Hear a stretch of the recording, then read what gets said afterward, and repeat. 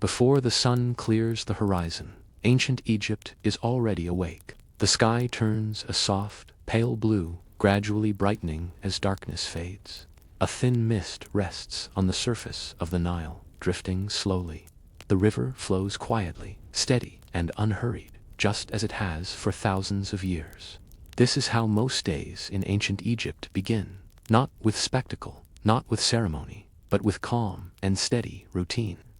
Birds are the first to break the silence. Herons stand motionless along the riverbanks.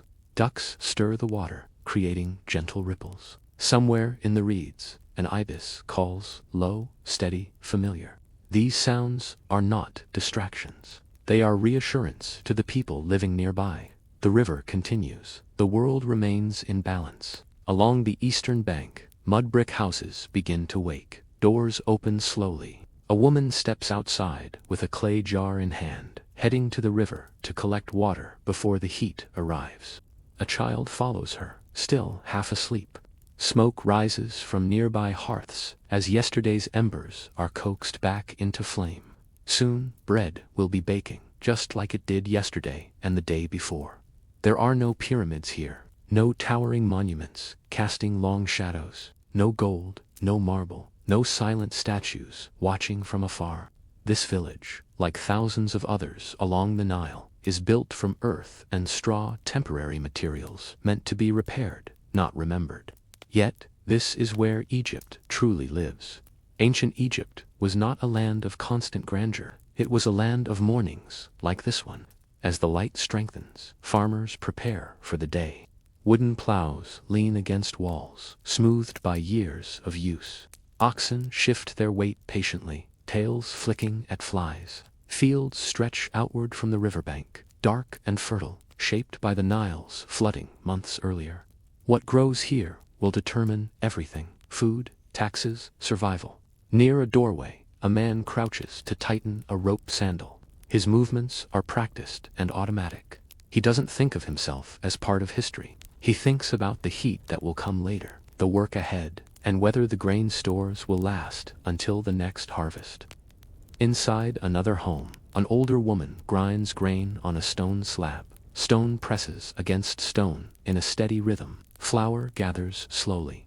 This task will take hours. It always does. There is no rush, only routine. In ancient Egypt, time is not something to conquer. It is something to move within. Children begin to appear between the houses, barefoot and laughing softly as they chase each other along narrow paths. Soon they will help, carrying water, watching younger siblings, and gathering reeds along the riverbank. Here, children learn by imitation rather than formal instruction. Childhood is brief, but not joyless. Play and responsibility exist side by side.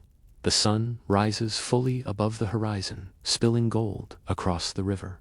The mist disappears. Lamps are extinguished. Shadows shorten. The heat begins its slow approach. The day has officially begun. This is the Egypt most people never imagine. When history speaks of ancient Egypt, it speaks loudly of pharaohs carved in stone, gods with animal heads, colossal tombs built to defy time. But those monuments were the exception, not the rule. They were built by hands that spent most of their lives far from temples and tombs. They were funded by grain grown in fields like these, by taxes collected from villages, waking up to mornings just like this one. Most Egyptians never saw the inside of a pyramid. Most never met a pharaoh. Most never left the stretch of river where they were born. Their lives were shaped not by monuments, but by mornings, by whether the Nile rose high enough that year, by whether the bread was coarse or plentiful, by whether sickness came or passed by whether the sun was kind or cruel. As the village fully awakens, the sounds of labor replace the quiet of sleep. Tools are lifted, boats push off from shore, voices call across the fields. Life resumes its familiar rhythm, guided by the river's pulse and the sun's steady arc. This is where our story begins. Not in tombs sealed with gold, not in temples echoing with prayers, but in the quiet persistence of ordinary people, waking up beside the Nile, preparing for another day they hope will be enough. Because ancient Egypt was not built only by kings. It was built by mornings like this one, repeated again and again until routine itself became history. Most of what we think of when we hear ancient Egypt involves kings, pharaohs, grand temples, and golden tombs. But that's only a tiny part of the story. In reality, over 99% of Egyptians were not pharaohs. They were not priests. They did not sit in palaces or carve their names into monuments. They were farmers, tending fields along the Nile. They were laborers, building canals and maintaining irrigation. They were mothers and fathers, carrying water, baking bread, teaching children the skills they would need to survive. They were children, learning to walk paths that had been traveled for generations, playing between chores. They were scribes, recording taxes and goods, keeping the lifeblood of the economy flowing. They were craftsmen, shaping mud brick and clay, wood and stone, creating the objects that filled homes and temples alike.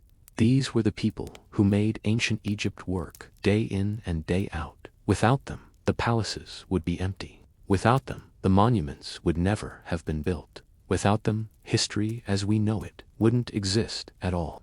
Most Egyptians never traveled far from the stretch of river where they were born. Their lives were rooted in the rhythms of the Nile, planting, harvesting, storing, and sharing. Their worries were simple but crucial. Would the flood come on time this year? Would the grain stores last until the next harvest? Would the children grow healthy? The pharaohs may have ruled, but ordinary Egyptians sustained the kingdom. They carried the weight of everyday life, the real work that history often ignores. And yet, in the silence of their labor, in the quiet of their homes, in the laughter of children chasing one another between mud brick houses, there is a story just as vivid and important as the story of kings. So, as we move through ancient Egypt, forget the pharaohs for a moment. Focus instead on the people who lived, loved, worked, and hoped along the banks of the Nile. The farmers in the fields, the mothers at the hearth, the scribes in dimly lit rooms, the children learning life through observation and play. These are the people whose mornings, afternoons, and evenings truly shaped the course of history. Ancient Egypt wasn't built by monuments alone. It was built by ordinary people. For the people of ancient Egypt, the Nile was more than a river. It was the center of life. Its waters determined whether a family would eat that year, whether their crops would flourish, and whether the villages would thrive.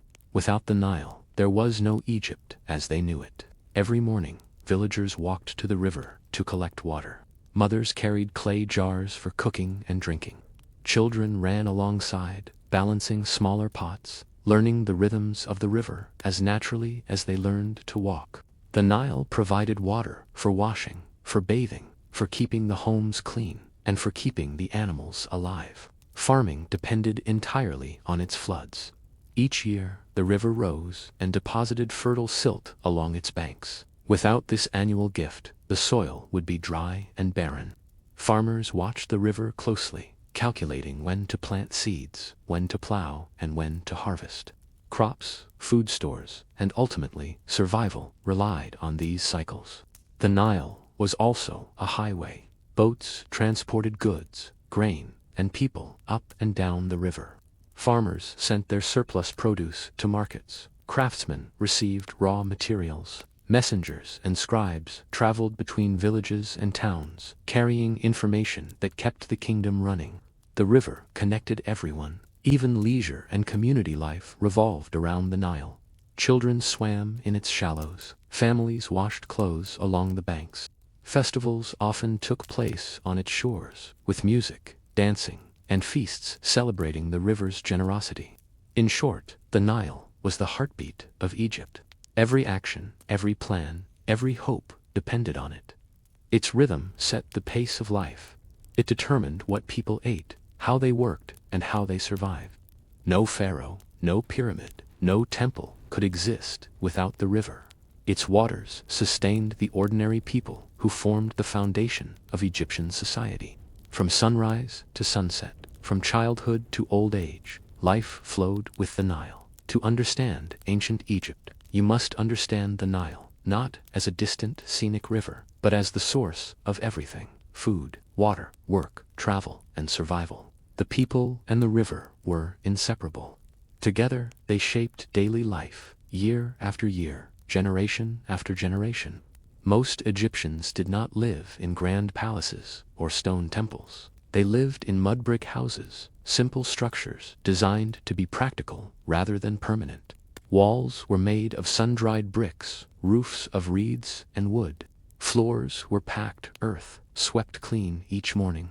These homes were humble, but they provided shelter, privacy, and a place for family life. Inside, life was simple but busy. Women prepared food over small hearths. Bread was baked daily, using flour ground from grain harvested months earlier. Pots of water were kept for cooking and washing. Children moved between chores and play, learning from watching parents and older siblings. The home was both a workspace and a classroom, a place of labor and of learning. Villages were organized around the necessities of life. Homes clustered near the Nile or canals, so water was always within reach. Paths between houses were narrow, often muddy after rains or irrigation. Livestock wandered freely. Goats, chickens, and oxen were part of everyday routines. Villagers shared tools, knowledge, and labor. Life was cooperative, shaped by the need to survive together. Storage was critical. Grain bins, clay jars, and baskets held food and supplies for months. Every item had a purpose. Nothing was wasted. The rhythm of life was structured around these resources: planting, harvesting, storing, cooking, and repairing. Even play and leisure happened alongside work, not separately. Despite the simplicity, homes reflected culture. Decorations were minimal but meaningful: painted patterns, woven mats, simple carvings. Items like bowls, tools, and furniture were carefully made, often by local craftsmen, and passed down or repaired as needed. Each home, each village, carried the imprint of ordinary Egyptians' skill, patience, and ingenuity. The village was not silent. Morning was marked by the sounds of chickens, carts, and the river. Later, voices called across courtyards. Children's laughter echoed between houses. Work continued from sunrise to sunset, punctuated by meals, rest, and prayer. The daily life of ordinary Egyptians was structured, purposeful, and intimately connected to the land, the river, and one another. In ancient Egypt, history did not only happen in tombs or temples. It unfolded here, in the mud brick homes, in the narrow village paths, in the everyday decisions that ensured families survived, thrived, and passed knowledge to the next generation.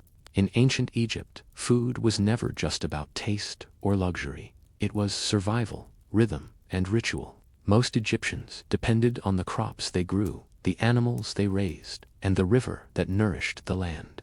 Every meal was a product of planning, labor, and the natural cycles of the Nile. Bread was the foundation of the diet. Made from wheat or barley, it was baked daily in small clay ovens or on flat stones heated by fire. Women kneaded dough early in the morning, carefully shaping loaves, while children played nearby. Bread could be coarse or fine, depending on the grain and the family's resources, but it was essential. It was eaten plain, dipped in sauces, or accompanied by vegetables. Vegetables were seasonal and local. Onions, leeks, garlic, lentils, beans, and cucumbers were common. Fruits, such as dates, figs, and grapes, appeared when in season. Herbs and spices, though simple, added flavor to otherwise modest meals. Food reflected the land and the river, changing with floods and harvests. Fish from the Nile was an important source of protein. Some families kept small livestock, goats, sheep, or poultry, for milk, meat, and eggs. But meat was reserved for special occasions, festivals, or wealthier households. For most meals were simple, balanced, and functional, providing enough energy to sustain long days of work. Drinking water came from the river, though it was often boiled or filtered through cloth. Beer was also common, a slightly sour, low-alcohol drink made from fermented grain. It was both refreshment and nourishment, enjoyed by children and adults alike. Mealtimes were tied to the rhythm of daily life. Families ate together when work allowed, often sitting on mats or low stools. Eating was practical, But it was also communal, a moment of rest, of conversation, and sometimes of teaching. Children learned what foods were safe, how to prepare meals, and the importance of sharing. Food was never wasted. Every scrap was used, composted, or fed to animals. Storage and preservation were crucial. Clay jars, woven baskets, and granaries kept grain and dried goods safe for months. The security of the next meal depended on careful management, planning, and labor throughout the year. For ordinary Egyptians, food connected them to the land, the river, and each other. Every loaf of bread, every handful of beans, every fish caught from the Nile was a small act of survival and a testament to human ingenuity. It was these ordinary meals, humble, repetitive, and essential, that kept Egypt alive long before monuments were built or pharaohs ruled. For most Egyptians, work was the center of life. From the first light of dawn until the sun sank low in the sky, every action was tied to survival, sustenance, and community. Ordinary people shaped Egypt not through monuments, but through the labor that kept their villages and farms running. Farmers were the backbone of society. They tended fields, plowed the soil, sowed seeds, and harvested crops. Their work depended on the Nile. Its floodwaters nourished the soil and dictated the calendar. Every year, farmers watched the river carefully, anticipating its rise and fall, planning their planting and harvesting around its rhythm. Failure meant hunger. Success meant food, trade, and stability. Craftsmen were equally essential. They built and repaired homes, shaped pottery, wove baskets, and fashioned tools.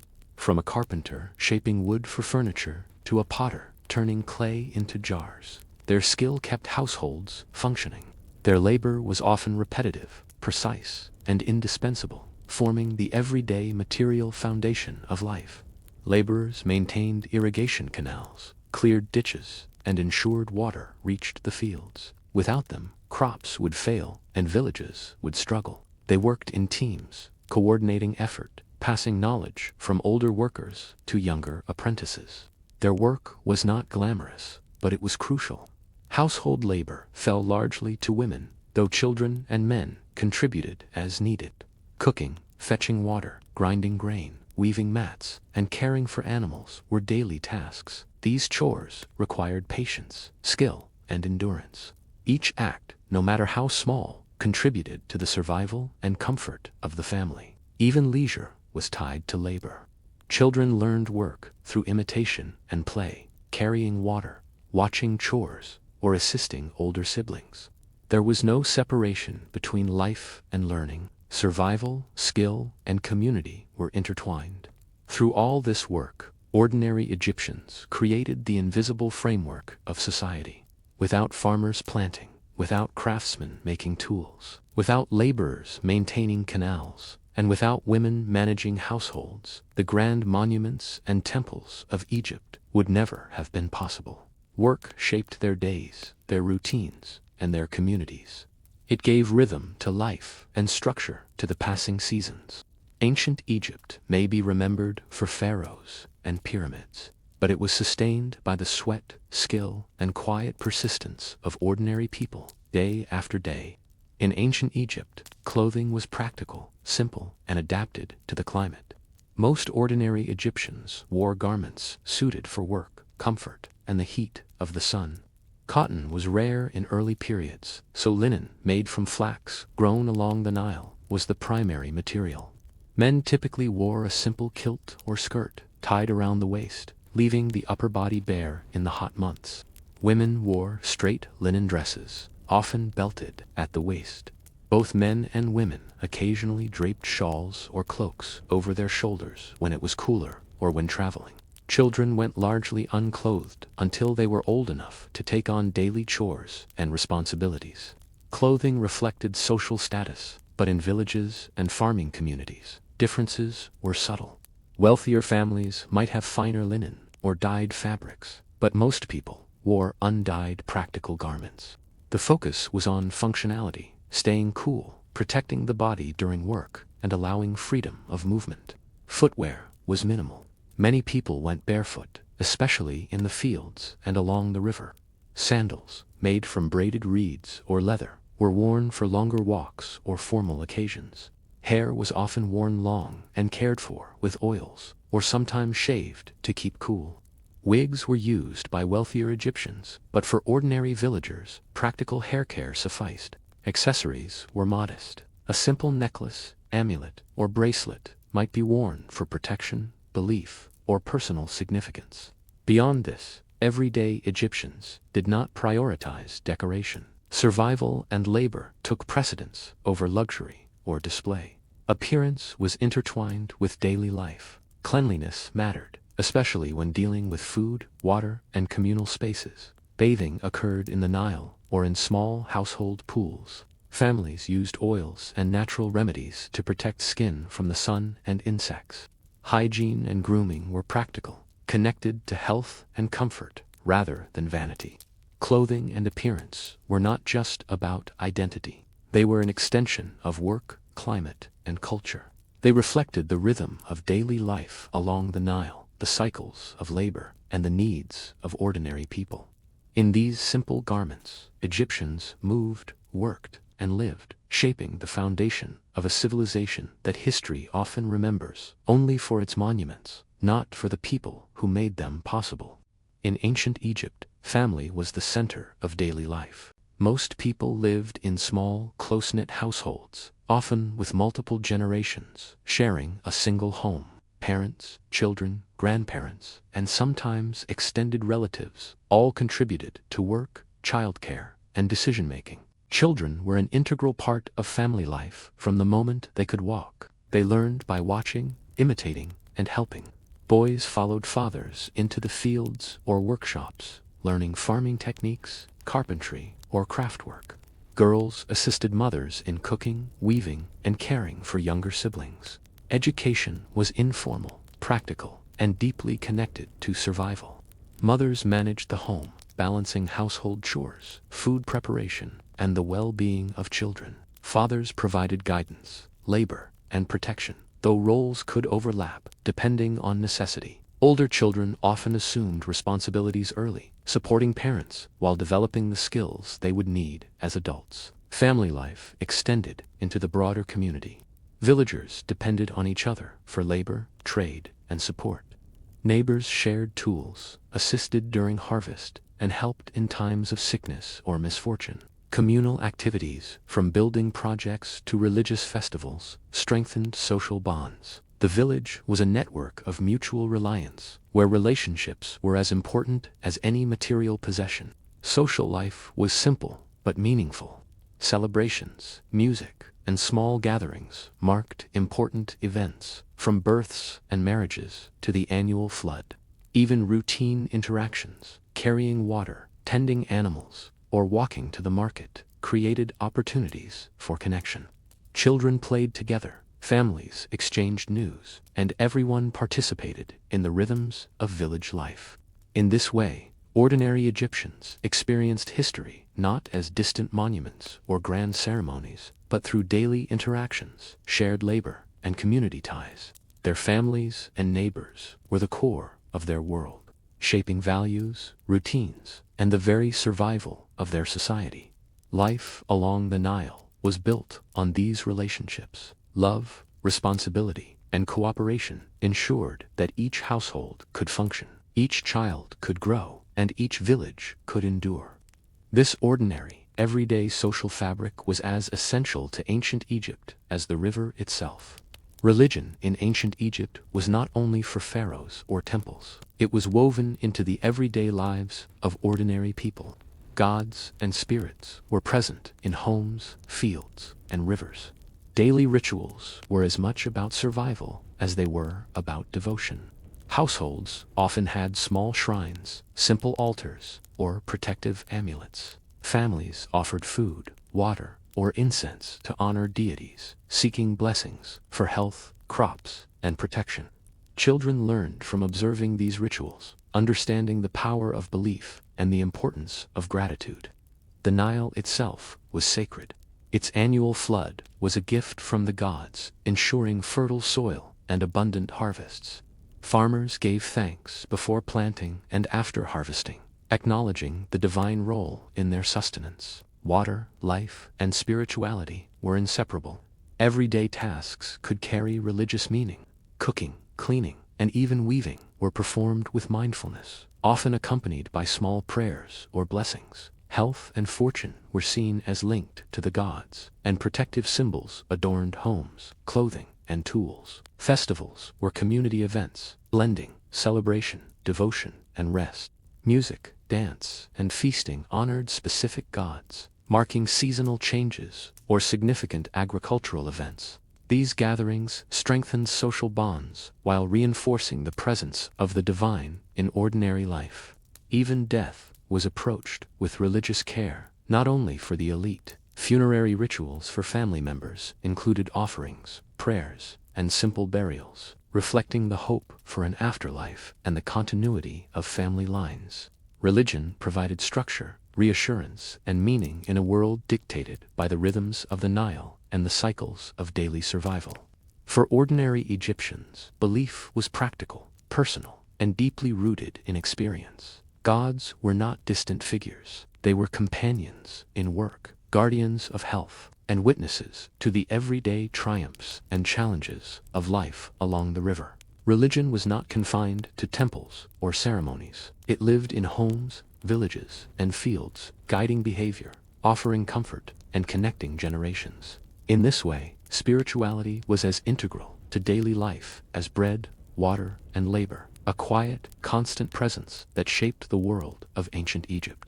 Childhood in ancient Egypt was brief, busy, and practical. From the moment they could walk, children became part of the rhythm of village life. Learning happened through observation, imitation, and participation rather than formal classrooms. Boys followed their fathers into the fields or workshops, learning how to plant, harvest, or craft tools. Girls assisted their mothers with cooking, weaving, and caring for younger siblings. Every chore was a lesson, every day an opportunity to acquire the skills they would need as adults. Play was interwoven with responsibility. Children ran barefoot through narrow village paths, chased each other between homes, or skipped along riverbanks. Games were simple, but they also trained balance, coordination, and social skills. Even play prepared them for the work that awaited. Education extended to reading and writing, though this was often limited to wealthier families or aspiring scribes. Most children learned practical skills first, measuring, counting, observing nature, and understanding the cycles of the Nile. Storytelling, myths, and family history also served as informal education, teaching morals, cultural values, and lessons about survival. Apprenticeships began early. A young boy might assist a carpenter, a potter, or a fisherman, gradually taking on more responsibility as skills developed. A young girl might learn to weave mats, make simple tools, or manage household duties. These lessons were essential, ensuring that knowledge and skill passed smoothly from one generation to the next. Discipline was part of learning, but so was encouragement. Children were expected to contribute, but they were also nurtured and guided. Mistakes were opportunities to learn.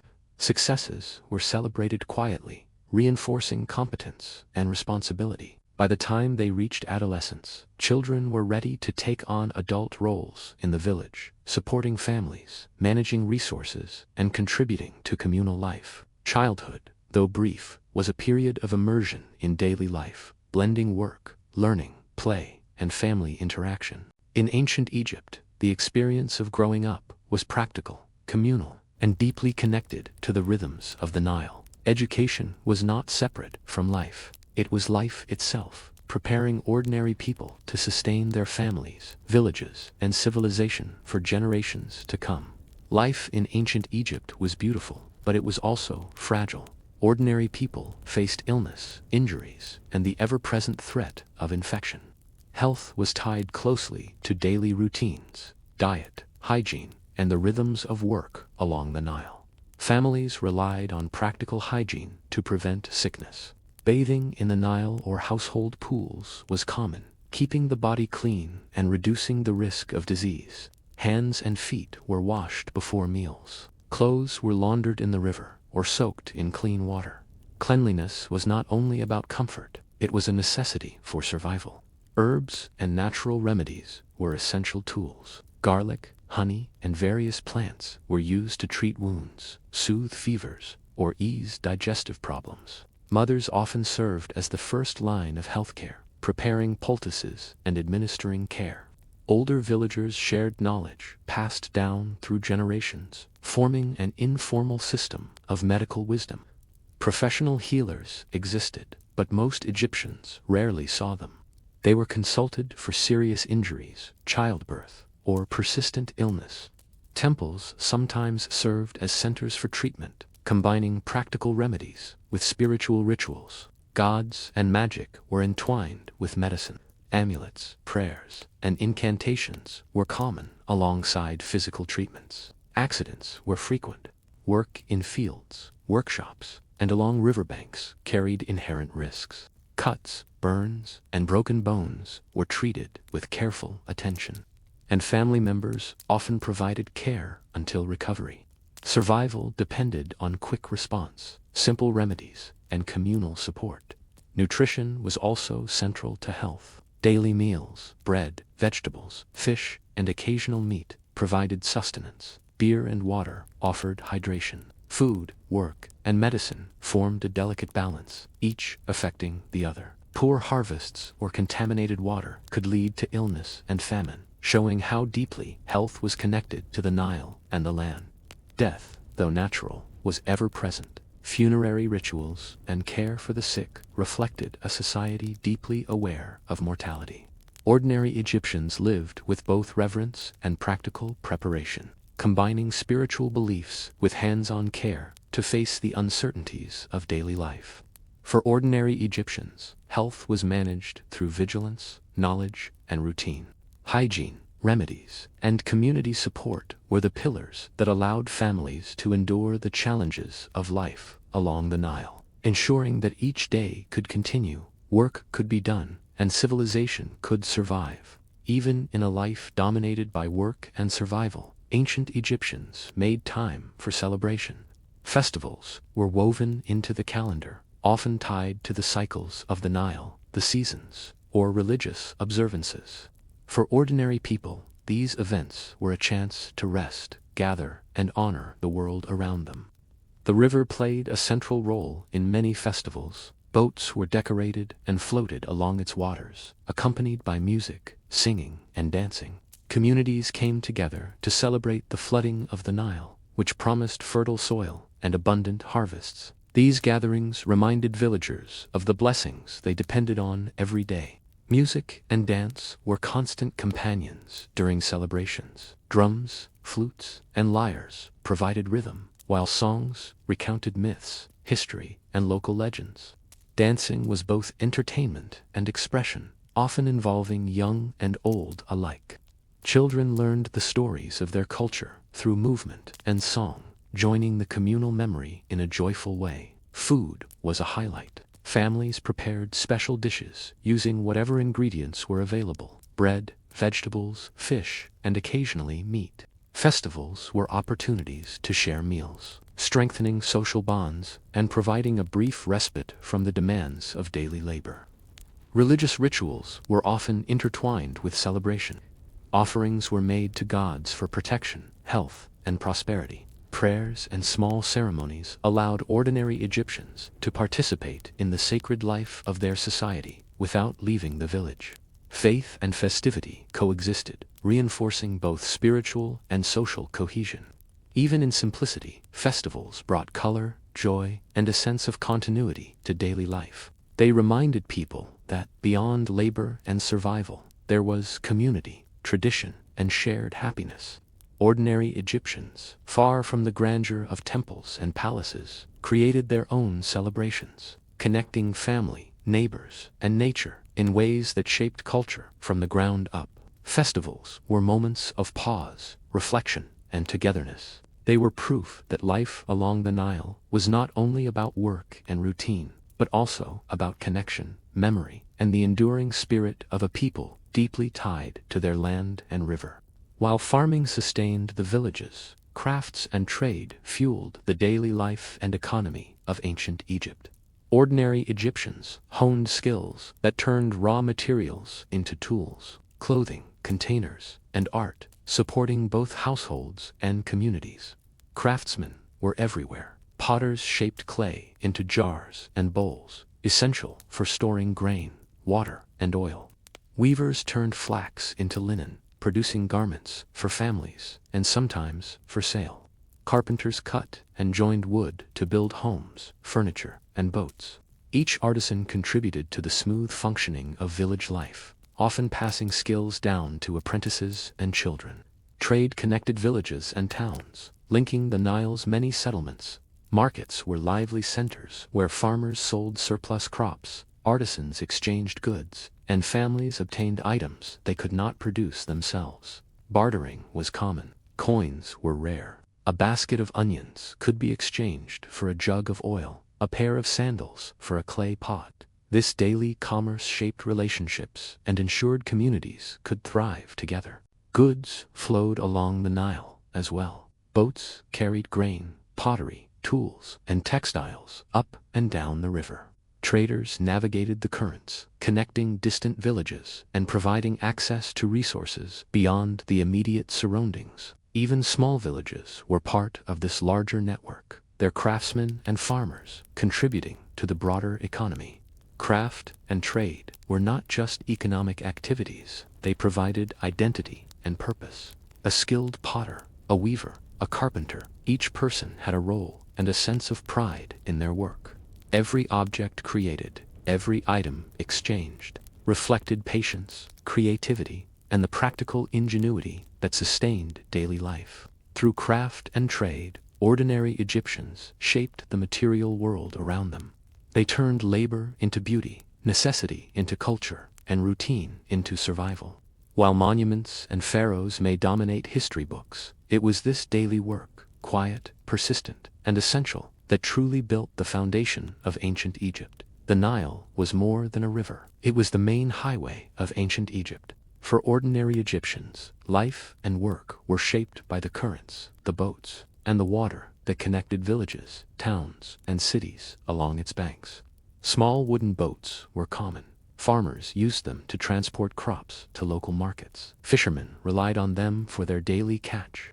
Families traveled by boat to visit relatives or attend festivals. Life on the Nile required careful knowledge of currents, winds, and water levels, learned through practice from one generation to the next.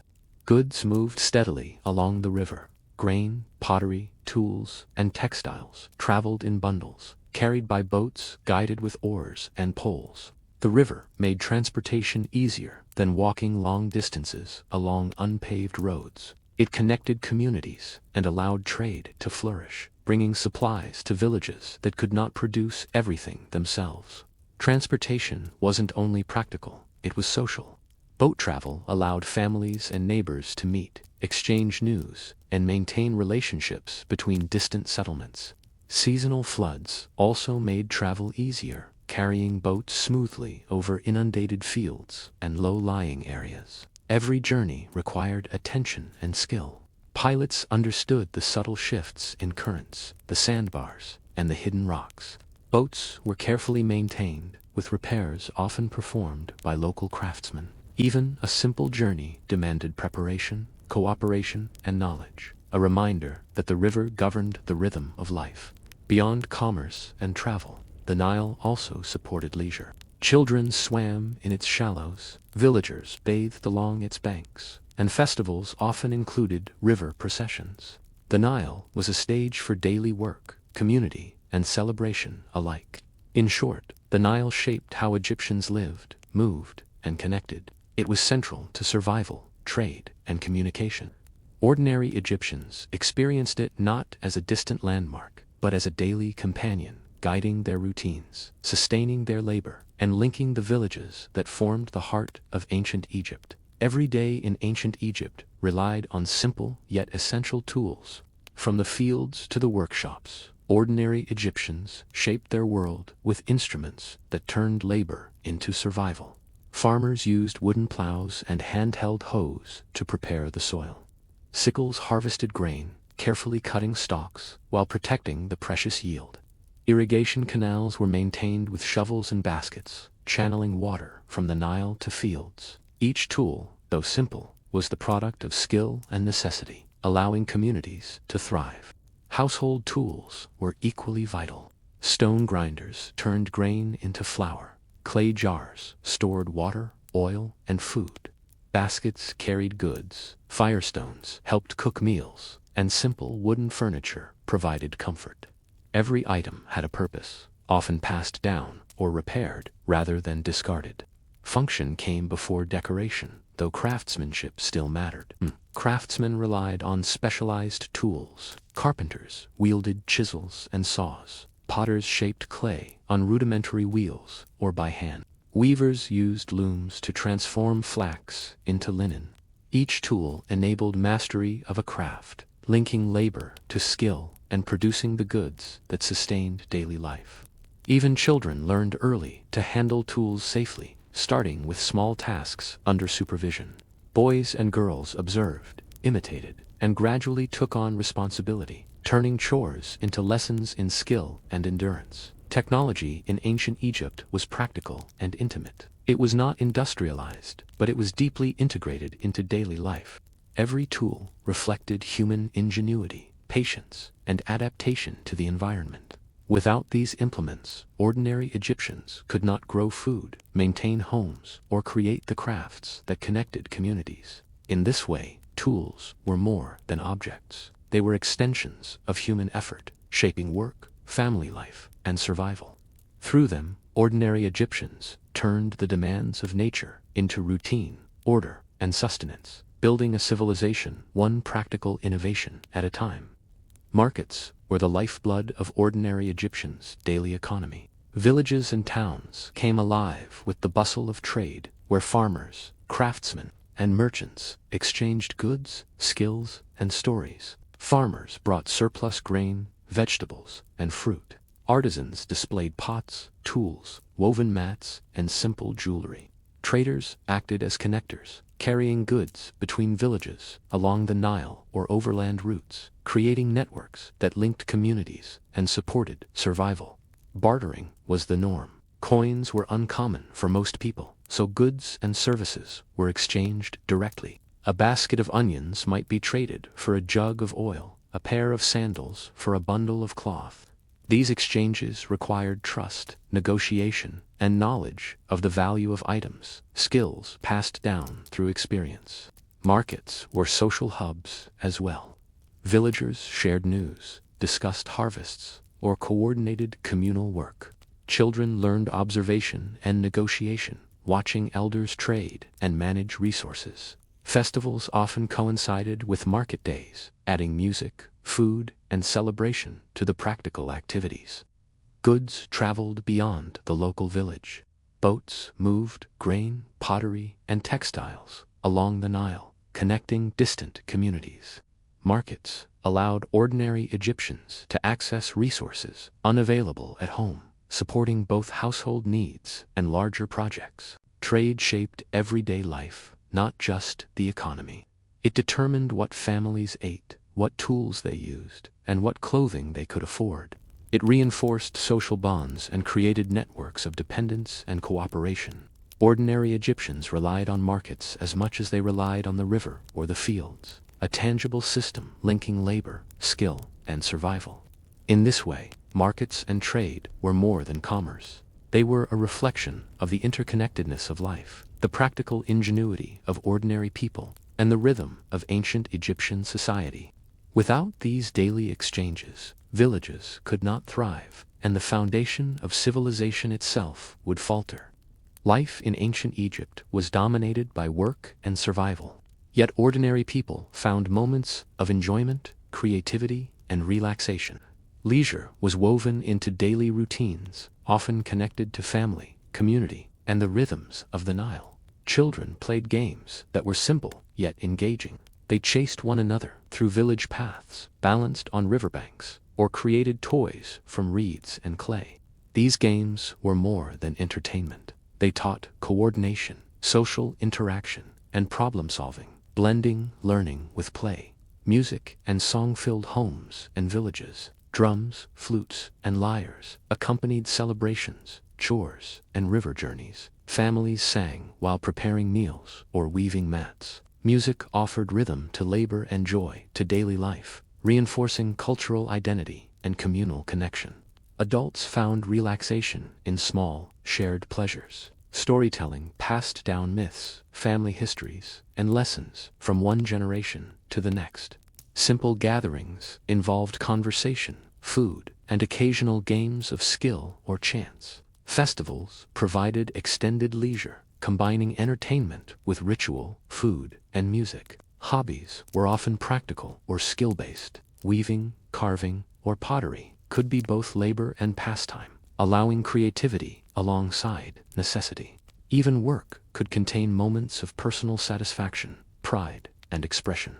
Leisure was tied to place and nature. Villagers enjoyed the shade of trees, the calm of riverbanks, and the brief respite after labor in the fields.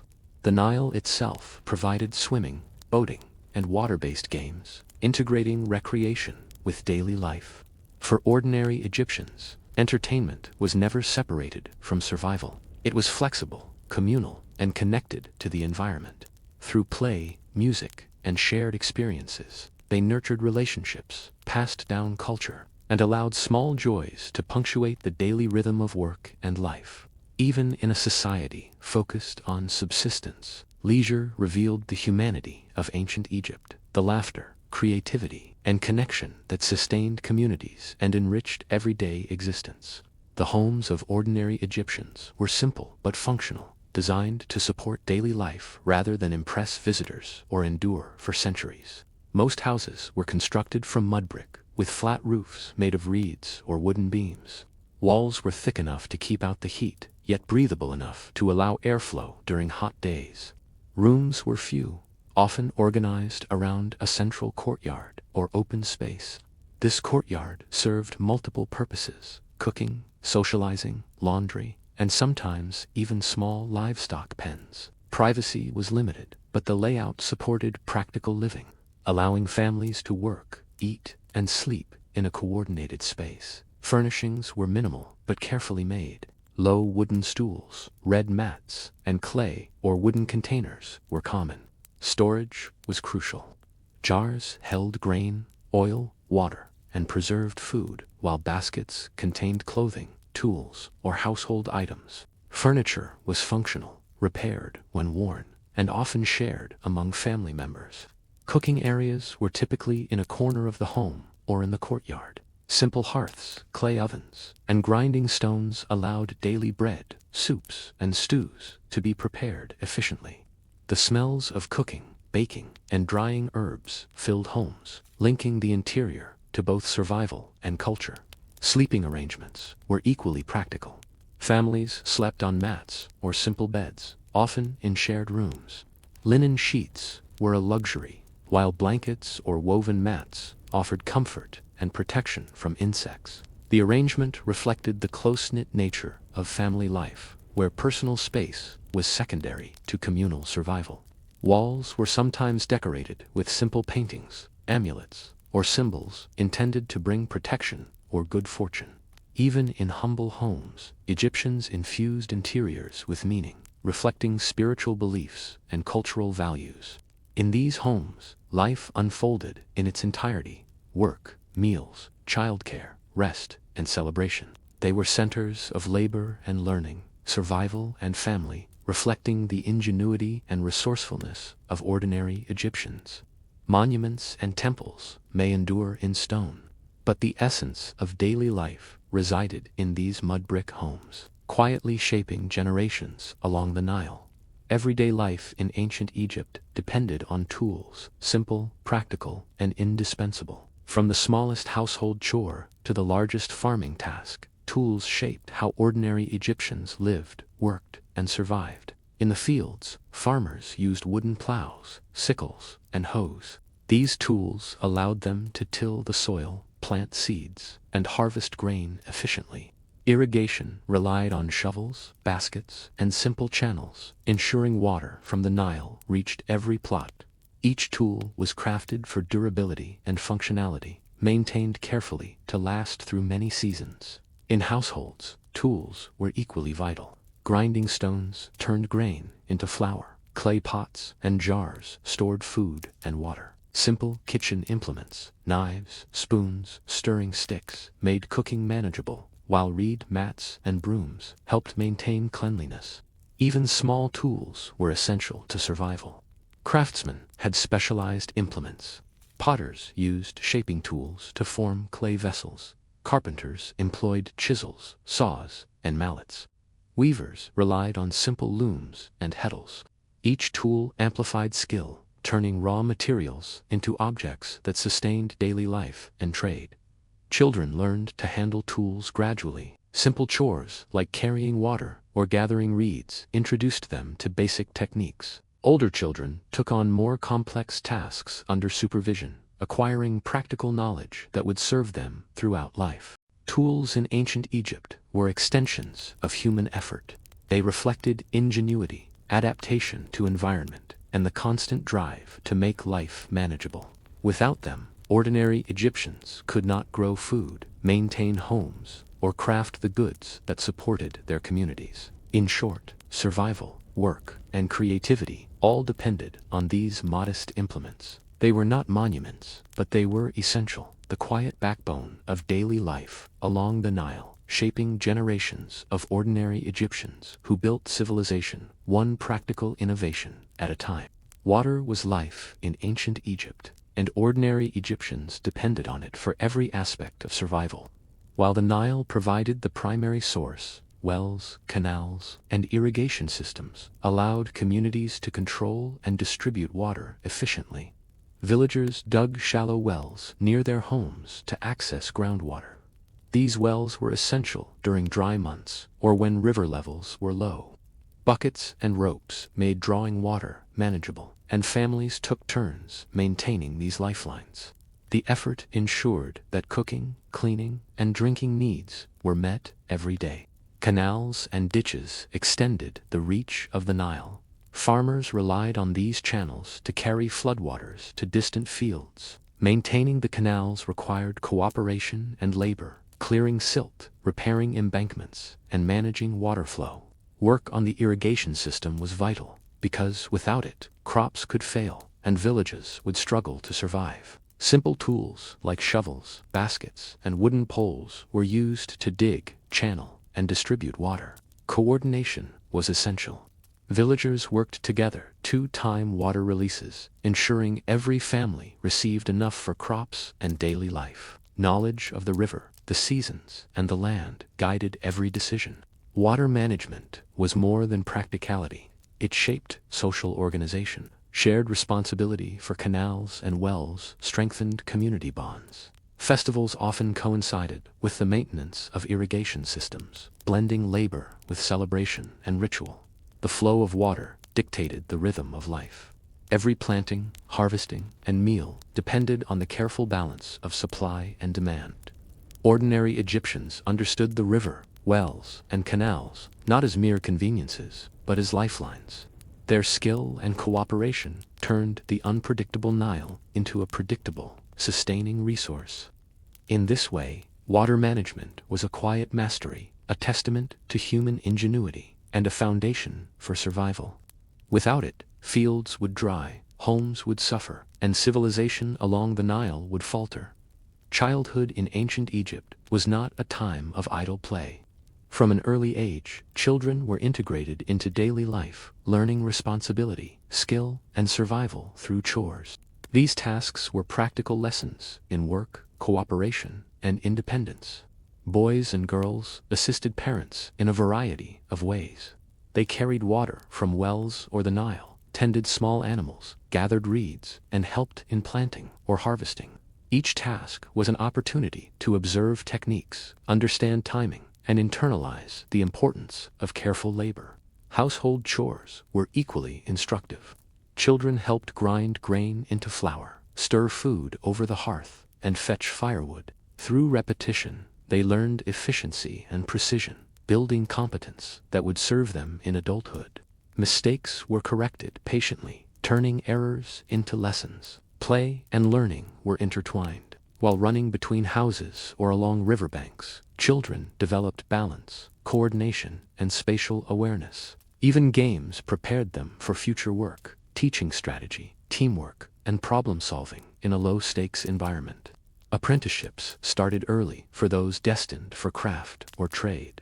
A child might watch a carpenter shape wood, a potter form clay, or a weaver operate a loom. Gradually, hands-on practice replaced observation, instilling confidence, skill, and pride in labor. Through these experiences, children absorbed the rhythms of family and community life. They learned the cycles of work, the value of cooperation, and the interconnectedness of survival tasks. Every chore was a step toward adulthood, ensuring that each generation was prepared to maintain homes, fields, and villages. Childhood was brief but purposeful. Ordinary Egyptians grew up knowing the demands of life, the rewards of skill, and the importance of contributing to family and community. Education was not separate from daily existence. It was embedded in every chore, every task, and every interaction along the Nile. Market days were the heartbeat of village life in ancient Egypt. They were more than opportunities to buy and sell. They were moments of connection, routine, and communal engagement. On market mornings, villagers prepared early. Farmers gathered surplus grain, vegetables, and fruit. Artisans packed pottery, textiles, and tools. Everyone ensured their goods were ready for exchange, checking quality, packaging, and presentation. Preparation was a skill in itself, learned over years of participation. Traveling to the market was part of the rhythm. Families walked along village paths, carrying baskets of produce or handmade items. Boats along the Nile carried goods for longer distances. The journey itself was social. Neighbors met, exchanged news, and offered help, reinforcing bonds before the market even began. Once at the market, trading required attention and negotiation. Bartering was common. A basket of onions could be exchanged for a jug of oil, or a simple woven mat traded for fish. Pricing wasn't fixed. Value depended on need, season, and skillful communication. Through these interactions, villagers developed social intelligence, patience, and economic understanding. Markets were also sensory experiences. The smells of fresh bread, herbs, and fish mingled with the colors of textiles, fruits, and clay pots. Children played nearby, learning observation and counting, while adults conducted business. Music, conversation, and laughter filled the air, creating a lively, energetic atmosphere. Even after transactions ended, markets reinforced community. Villagers returned home with goods, stories, and shared experiences. Market days structured the week and the rhythm of labor, providing predictable cycles that guided planting, harvesting, and household work. For ordinary Egyptians, markets were more than commerce. They were social hubs, learning spaces, and cultural events. They connected families, reinforced community, and allowed the practical and social aspects of life to converge in the lively pulse of trade along the Nile. Life along the Nile followed the rhythm of the seasons. Ordinary Egyptians structured their work and celebrations around the agricultural calendar, finding both purpose and joy in the predictable cycles of planting, harvest, and renewal. The year began with the inundation, when the Nile flooded the fields. Farmers repaired canals, reinforced dikes, and prepared tools. Villages worked together to manage water, ensuring crops would thrive once the waters receded. This labor was physically demanding but deeply communal, reinforcing social bonds and teaching younger generations the importance of cooperation. Once the waters retreated, sowing began. Farmers planted grains, vegetables, and flax, timing their efforts to the fertile soil left behind by the flood. Children assisted, learning to measure, observe, and care for young crops. Work was long, repetitive, and essential, but it was also rhythmic, synchronized with nature. The harvest brought relief, excitement, and celebration. Grain was cut with sickles, threshed, and stored. Families and neighbors shared the labor, and festivals marked the completion of each stage. Music, dance, and feasting accompanied work, transforming effort into communal joy. Other festivals punctuated the year, often linked to the gods, the river, or seasonal changes. These gatherings were opportunities to honor deities, reinforce cultural traditions, and enjoy respite from labor. Even in modest villages, celebrations were lively, children played, adults socialized, and the community reaffirmed its connection to the land and each other. Seasonal work and festivals were inseparable. Labor prepared for survival. Celebration reinforced social cohesion and spiritual life. Together, they structured the year, giving ordinary Egyptians a sense of rhythm, purpose, and continuity. The cycles of the Nile, combined with human effort and cultural observance, defined daily life, linking practical necessity to joy, learning, and community. Food in ancient Egypt was simple, seasonal, and closely tied to the land. Ordinary Egyptians ate what they grew, caught, or produced, creating meals that sustained both body and labor. Bread was the staple, made from immer wheat or barley. It was ground with hand-operated stones, kneaded, and baked over open fires or in clay ovens. The texture and quality varied with the harvest, and families relied on it for almost every meal. Bread could be plain or enriched with herbs, onions, or dates. Vegetables and legumes provided variety.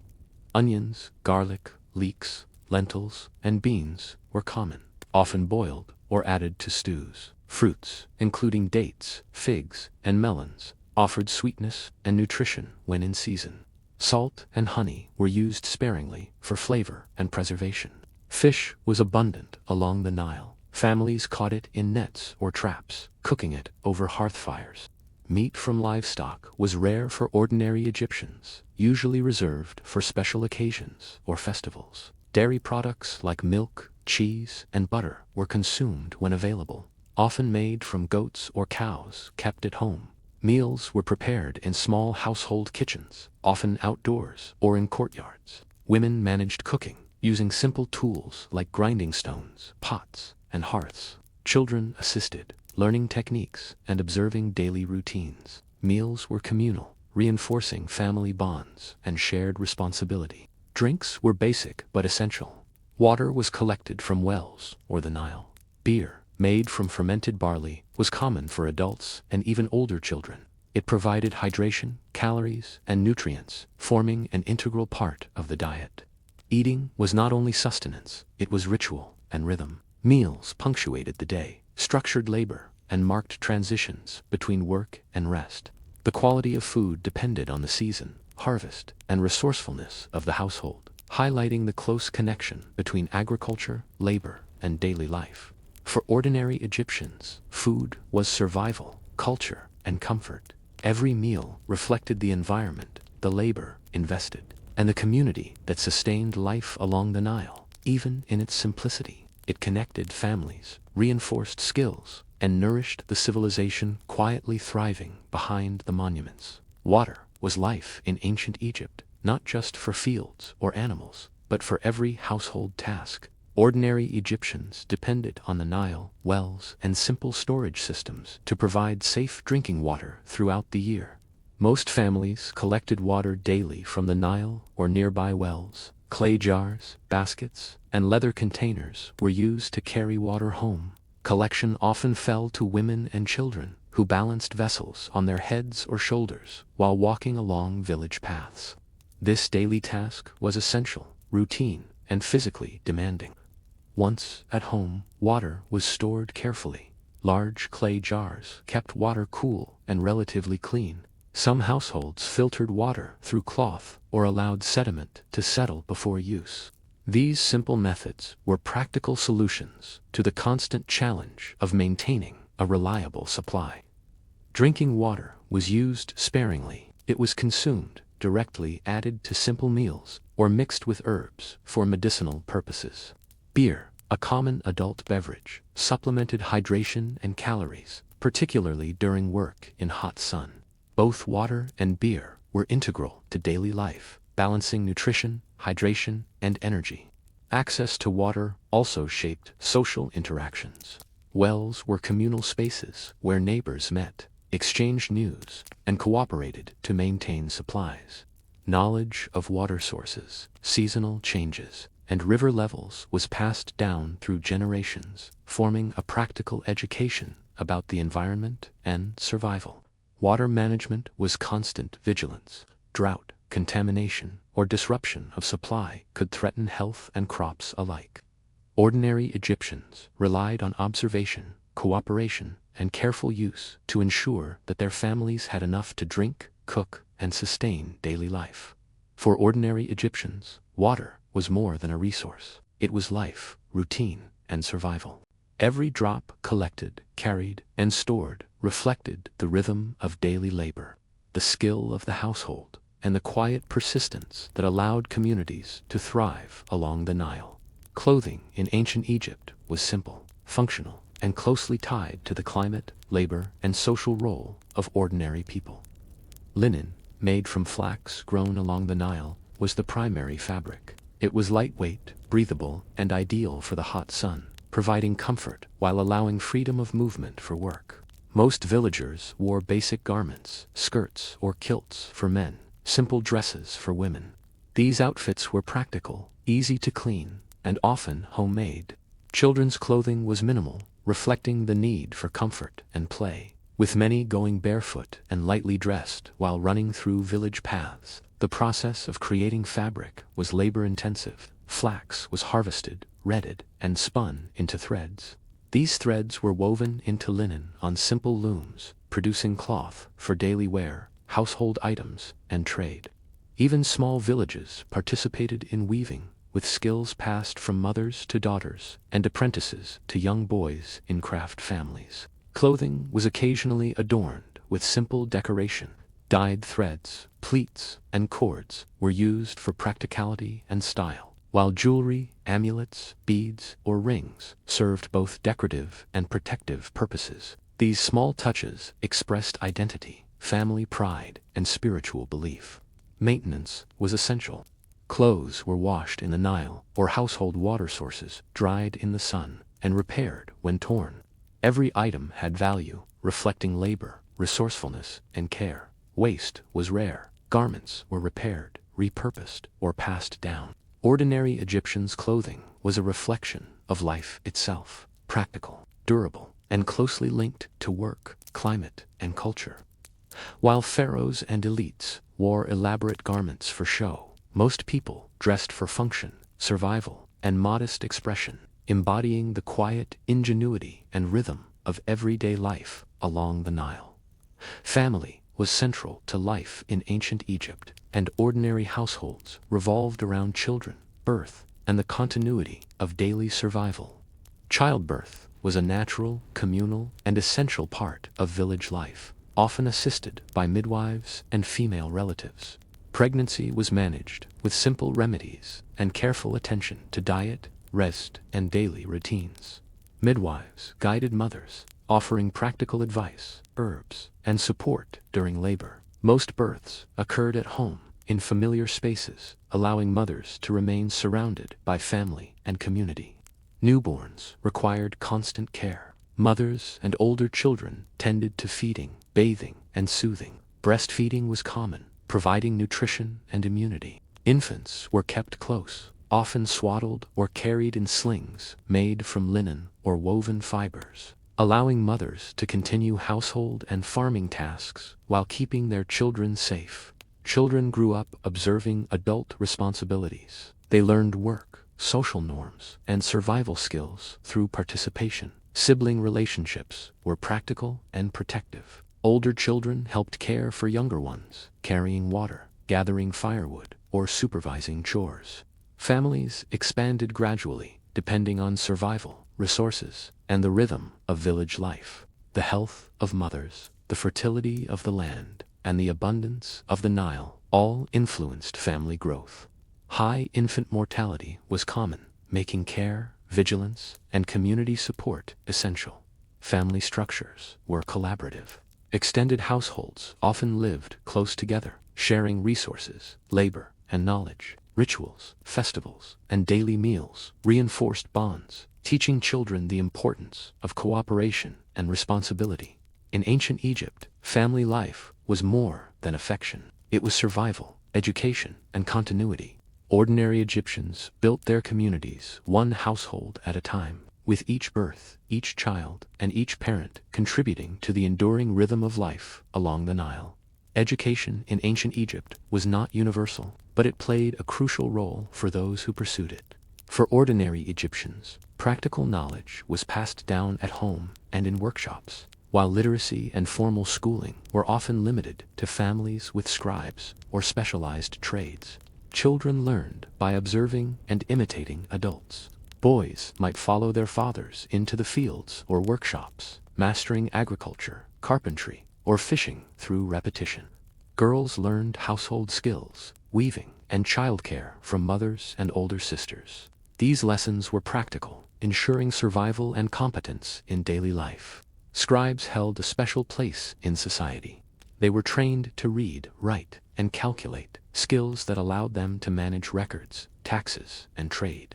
Ordinary Egyptians rarely became scribes, but their work depended on the records created by these literate specialists. Even simple transactions in markets or deliveries of grain required documentation managed by scribes. Learning to write began with copying symbols on clay or papyrus. Numbers and measurements were essential for trade, construction, and agriculture. Scribes memorized signs, practiced precision, and gradually mastered a system that recorded both daily life and monumental events. Practical education coexisted with literacy. Counting grain, measuring land, and timing irrigation were vital skills. Knowledge of seasons, river behavior, and local resources was passed from generation to generation, forming a continuous, hands-on education that shaped the community. For ordinary Egyptians, formal schooling was rare, but learning never stopped. Observation, participation, and apprenticeship created a practical curriculum embedded in daily life. The work of scribes connected villages, households, and the state, linking literacy to survival, trade, and governance. Education in ancient Egypt was therefore both practical and hierarchical. Some learned to read and write, others to labor and manage households. Together, these skills maintained the rhythm of life along the Nile, ensuring continuity, cooperation, and civilization itself. Markets in ancient Egypt were organized, bustling, and highly practical spaces. Behind the noise and activity lay a set of tools that made trade possible: scales, weights, measuring rods, and containers that ensured fairness, accuracy, and trust. Scales and weights were essential for transactions. Grain, oil, and other commodities were measured carefully. Small stones or metal weights balanced against baskets, ensuring that sellers and buyers could agree on quantity. Accuracy was crucial. Disputes could affect survival, so trust in tools was as important as trust in the trader. Containers of clay, red, or wood held goods securely. Baskets varied in size, designed to carry grain, vegetables, or crafted items. Pots and jars were sealed and marked, allowing long-distance transport along the Nile without spillage or spoilage. Measuring rods and strings ensured that lengths of cloth, rope, or mats were standardized. Trades involving textiles required precise cuts, and measurement tools provided consistency, preventing disagreements between buyer and seller. Even children observed and learned the use of these tools. They counted, weighed, and handled baskets under supervision, gaining early exposure to commerce, numeracy, and responsibility. Over time, participation in market labor became practical education, blending work with learning. Markets were organized chaos, but tools provided order. Every measurement, balance, and container represented both practicality and trust. Ordinary Egyptians relied on these simple devices to sustain trade, manage resources, and maintain the rhythm of daily life. In this way, the marketplace was more than an economic hub. It was a classroom, a social center, and a stage where ordinary Egyptians practiced skill, honesty, and coordination, all essential for survival along the Nile. As the sun dips toward the horizon, the Nile glows with gold and orange reflections. Evening is a time of pause, when ordinary Egyptians step back from labor and let the rhythms of the day wind down. Families gather in courtyards or along riverbanks, Children play quietly after a day of chores, chasing shadows or dipping toes into the cool water. Parents prepare meals, tend fires, and share stories. Work slows, and the village breathes with a gentle, communal rhythm. The river itself mirrors the calm. Boats drift lazily, and the soft lapping of water against reeds forms a natural soundtrack to the evening. Birds return to roost, calling softly in the fading light. Smoke curls from hearths as meals are cooked, carrying the aroma of bread, vegetables, and fish through the village. Evening is also a time for reflection. Families discuss the day's successes and challenges. Children learn by listening, absorbing lessons about work, responsibility, and survival. Elders share wisdom, recounting experiences and offering guidance for the cycles yet to come. Nightfall brings stars mirrored in the dark waters of the Nile. Villagers extinguish lamps, cover fires, and retreat to mats or simple beds. The river continues its steady flow, a quiet companion through both day and night. Evenings remind ordinary Egyptians that life is a balance: work and rest, effort and reflection, labor and learning. The grandeur of temples and monuments may dominate history books, but the heart of ancient Egypt beats in moments like this: ordinary people resting, connecting, and preparing for another day beside the timeless Nile. Religion in ancient Egypt was woven into daily life, not limited to grand temples or royal ceremonies. Ordinary Egyptians observed rituals and offered prayers within their homes, connecting the divine to survival, family, and community. Small altars or shrines were common in houses, often decorated with statues, figurines, or painted symbols representing gods, goddesses, or protective spirits. Families would offer food, water, or incense to these deities, asking for health, fertility, and protection from illness or misfortune. Morning and evening prayers marked daily routines. Before work in the fields or after the day's labor, individuals might bow, touch the altar, or recite familiar words of gratitude and petition. These practices required no priestly supervision, yet they grounded households in spiritual rhythm. Rituals often coincided with practical activities. Farmers blessed seeds before sowing, mothers invoked protection over children, and craftsmen asked for guidance in their work. Everyday life and religious observance were inseparable, blending practicality with devotion. Festivals and holy days enhanced home worship. Families prepared offerings, shared prayers, and sometimes traveled to local shrines. Even in modest homes, spiritual practice was visible and meaningful, reinforcing moral, cultural, and social continuity. For ordinary Egyptians, religion was intimate and practical. It provided comfort, structure, and hope.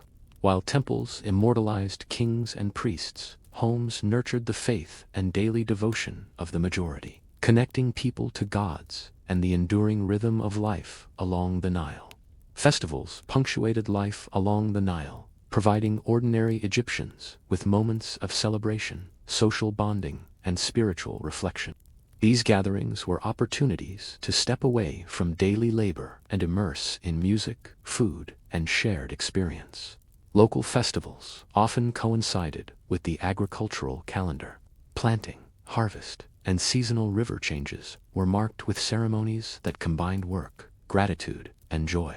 Villagers brought offerings to shrines, danced, sang, and feasted together, reinforcing both community and cultural continuity. Music and performance were central. Drums, flutes, and lyres provided rhythm for dances and processions. Children learned songs and movements, observing the integration of ritual and entertainment. Even simple games or competitions were part of the festival atmosphere, blending joy with learning and social cohesion. Food played a vital role. Special dishes, often prepared from surplus harvest, were shared with neighbors and families. Bread, vegetables, fish, and occasionally meat became central to communal meals, reflecting generosity, cooperation, and the practical benefits of successful farming. Festivals strengthened social bonds. Families and neighbors met, exchanged news, and resolved disputes. Community organization who prepared offerings, who led dances, and who maintained public spaces, fostered collaboration and responsibility. Ordinary Egyptians were active participants, not mere spectators, in these celebrations. Through festivals and gatherings, the rhythms of labor, religion, and leisure intertwined. They offered relief, reinforcement of cultural identity, and opportunities for learning, play, and reflection. Even in modest villages, these events connected people to each other, to their environment, and to the enduring pulse of life along the Nile. Fields defined life in ancient Egypt, and ordinary Egyptians shaped the land with skill, labor, and simple yet effective tools. Farming was the backbone of survival, determining whether households had enough to eat and pay taxes, or whether scarcity would prevail. Wooden plows, often pulled by oxen, turned fertile soil left by the Nile's floodwaters. Handheld hoes and digging sticks prepared beds for seeds, while baskets carried compost, water, or harvested grain. Every tool was practical, maintained carefully, and used with learned precision. Planting required timing and observation. Farmers knew when the soil was ready, when the river's retreat exposed the richest earth, and how to space seeds for maximum yield. Children assisted, learning techniques through imitation, gradually taking on more responsibility as they grew. Irrigation was essential. Canals, ditches, and small reservoirs channeled water from the Nile to crops. Villagers coordinated water release, repaired embankments, and managed silt to ensure consistent flow.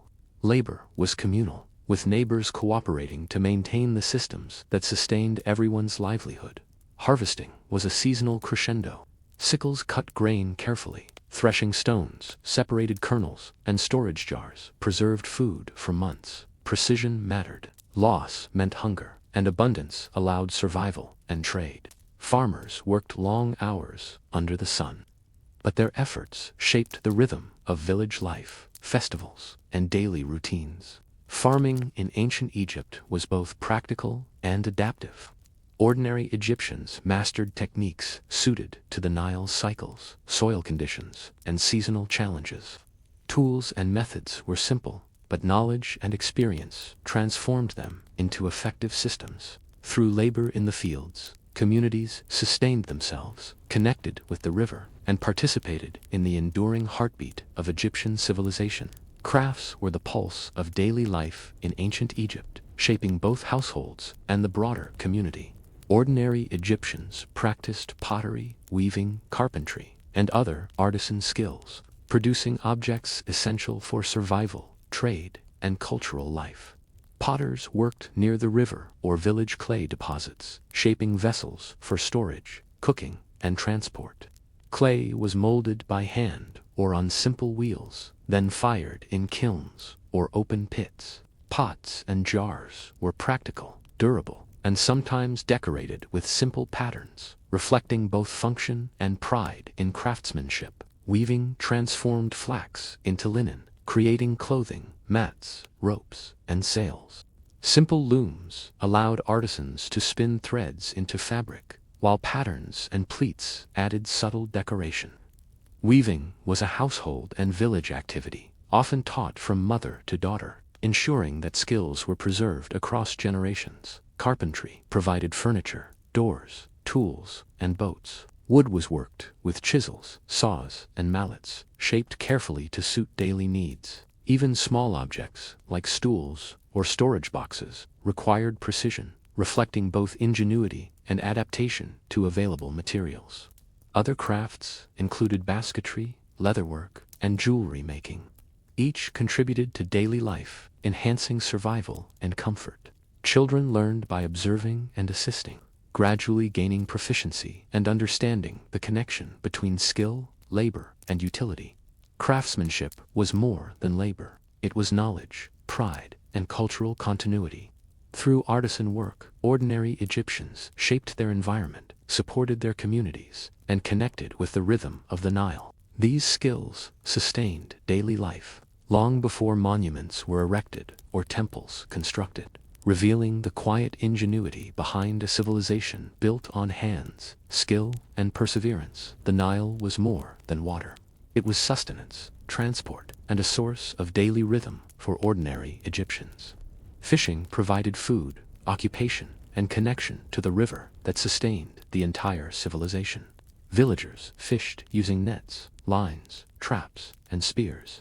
Nets were cast from boats or along the riverbank, capturing fish that were eaten fresh, dried, or salted for later use. Lines with hooks made from bone or wood allowed individuals to catch fish quietly along the shallows. Children often learned the techniques early, observing elders and assisting with small tasks. Boats were central to river life. Simple reed boats, or wooden vessels, allowed villagers to navigate the Nile for trade, travel, and fishing. Paddling, steering, and balancing cargo required skill, learned gradually through practice. Boats were also essential during flood season, carrying people, supplies, and goods safely across rising waters. The river dictated schedules. Fishing was timed with tides, seasonal floods, and migration patterns. Communities adapted their daily routines around the flow of water, the sun, and the life cycles of the fish. Every day, the Nile offered both opportunity and challenge. Beyond sustenance, the river shaped leisure and culture. Children swam or played along its banks. Villagers socialized while repairing nets, and festivals often included river-based rituals or celebrations. The Nile was both workplace and playground, vital to survival and the social fabric of village life. For ordinary Egyptians, the river was life itself. Fishing and river activities connected labor, learning, sustenance, and community. The Nile's flow determined work, rest, and celebration, making it the constant pulse beneath the daily life of those who never saw monuments but relied entirely on its waters for survival. Survival in ancient Egypt depended not only on production but also on careful storage and preservation. Ordinary Egyptians developed practical strategies to protect food, textiles, and household goods from spoilage, pests, and seasonal scarcity. Grain was stored in large clay jars, baskets, or silos raised above the ground. Proper ventilation and elevated platforms prevented moisture damage, rodents, and insects from ruining valuable stores. Flour and dried goods were kept dry and periodically checked, ensuring families could survive periods between harvests. Vegetables, legumes, and fruits were preserved through drying, salting, or fermenting. Fish could be dried in the sun, smoked over fire, or salted for storage. Even simple refrigeration techniques, placing jars in cool, shaded areas or partially burying them, helped extend shelf life in a hot, arid climate. Textiles and clothing were carefully stored to prevent damage. Mats, garments, and linen were folded, stacked, or hung in dry, ventilated areas. Repairs were frequent, and garments were reused or repurposed, reflecting both necessity and thrift. Tools, pottery, and craft materials were organized within homes and workshops. Proper storage maintained their utility and efficiency, reducing the risk of loss and extending the lifespan of labor-intensive objects. Storage and preservation were daily practices, not occasional tasks. They required foresight, diligence, and knowledge passed down through generations. These practices connected ordinary Egyptians to the cycles of the Nile, the seasons, and the rhythms of village life. In essence, the quiet work of storing and preserving was as vital as labor in the fields or fishing along the river. It ensured survival, supported trade, and allowed households to thrive quietly, long before historians recorded the grandeur of kings and monuments. Life along the Nile demanded constant attention to health.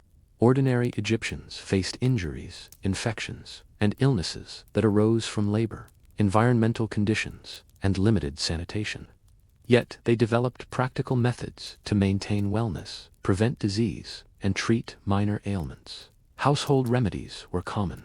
Herbs, oils, and natural compounds were used to soothe wounds, reduce fever, or ease stomach discomfort. Knowledge was passed down from parent to child, neighbor to neighbor, forming an informal yet effective system of domestic medicine. Injuries from farming, carpentry, or fishing were frequent. Cuts, sprains, and burns were treated with clean bandages, ointments, and rest. Older villagers often guided treatment, using experience and observation rather than formal medical texts. This practical care ensured survival and the continuation of daily labor. Nutrition and hygiene played essential roles in health. Clean water, properly prepared food, and personal care, washing, hair grooming, and simple waste management helped prevent illness. Families worked to maintain living spaces free from hazards. Understanding the connection between environment and well-being, specialized healers existed in villages. Though rare, they offered remedies for more serious conditions, blending practical knowledge with spiritual rituals. Protective amulets, charms, and prayers often accompanied treatment, reflecting the integration of belief and medicine. For ordinary Egyptians, health was a daily practice, embedded in labor, diet, and family care. Survival depended on awareness, cooperation, and skill. Medicine was not abstract theory, but practical action, tending the sick, protecting the young, and ensuring that households remained capable of meeting the challenges of life along the Nile. Death was a natural part of life in ancient Egypt, and ordinary Egyptians prepared for it with care, ritual, and respect. While pharaohs and elites built monumental tombs, the majority observed simpler burial practices that reflected their resources, beliefs, and community. Bodies were washed, wrapped in linen, and placed in coffins or simple wooden boxes. Families gathered to perform rituals, offering food, drink, and small personal items to accompany the deceased into the afterlife. These practices reflected both spiritual belief and social duty, connecting the living to those who had passed. Graves were often located near homes or villages. Simple markers, pottery, or personal belongings identified the resting place. Families maintained these sites, visiting to honor ancestors, leave offerings, and remember lineage. Ancestor worship reinforced moral, social, and familial continuity, reminding communities of obligations, guidance, and shared heritage. Rituals combined practicality with devotion. Offerings of bread, beer, and fruit nourished spirits in symbolic ways, while prayers and songs expressed hope, remembrance, and protection. Ordinary Egyptians participated actively, ensuring that death remained integrated with daily life rather than hidden or ignored. Even children learned these traditions, observing funerals, helping with small offerings, and listening to stories about ancestors embedded respect, memory, and continuity into the next generation. Life and death were closely intertwined, a cycle marked by care, attention, and community participation. For ordinary Egyptians, burial and ancestor worship were acts of responsibility, devotion, and social cohesion. They connected the past to the present, providing meaning, comfort, and continuity in a world shaped by labor, survival, and the enduring flow of the Nile. Ordinary Egyptians relied on skill, resourcefulness, and simple materials to create the tools and household items that made daily life possible. From farming implements to cooking vessels, their ingenuity turned raw materials into objects of necessity and utility. Wood, clay, reeds, and stone were primary resources. Carpenters shaped wooden plows, stools, doors, and containers using chisels, mallets, and simple saws. Stone and mud were molded into grinding slabs, storage jars, and bricks, providing durability and practicality for both household and communal use. Pottery was central to cooking, storage, and trade. Clay was kneaded, shaped by hand or wheel, and dried or fired. Jars, bowls, and amphorae carried water, grain, oil, and other essentials. Even small decorative touches reflected pride and care, ensuring items were functional yet personal. Reeds and fibers produced mats, baskets, ropes, and simple weaving projects. These items supported agriculture, domestic chores, and fishing, demonstrating how ordinary Egyptians adapted natural resources for diverse needs. Children often assisted, learning skills through observation and participation. Maintenance and repair were part of crafting. Broken tools were mended, worn baskets reinforced, and torn linens patched. Waste was minimized, and every item reflected labor, knowledge, and survival strategy. Through crafting, ordinary Egyptians exercised creativity, efficiency, and practicality. Each tool or household item was more than an object. It was a product of skill, patience, and understanding of the environment. These creations sustained daily life, connected households to the river and fields, and revealed the quiet ingenuity behind a civilization remembered today for its monuments, but lived daily through its people. The Nile was both a gift and a challenge. While its floods, fertilized fields, unpredictable surges could destroy homes and crops, ordinary Egyptians developed practical methods to manage water, harness the river's benefits, and protect their villages. Canals, ditches, and embankments were dug and maintained with communal labor. Villagers coordinated to direct floodwaters toward fields, store excess in reservoirs, and prevent damage to homes and infrastructure. Every hand mattered, from children carrying small loads to adults reinforcing dikes. Simple tools, wooden shovels, baskets, and poles allowed communities to clear silt, repair banks, and adjust water flow. Knowledge of seasonal cycles, river behavior, and soil conditions was essential. Generations passed down techniques through observation, instruction, and practice. Irrigation extended the reach of the Nile. Water from main channels flowed into smaller plots, enabling multiple harvests and reducing the risk of famine. Timing was critical. Too much water could rot seeds, too little could starve crops.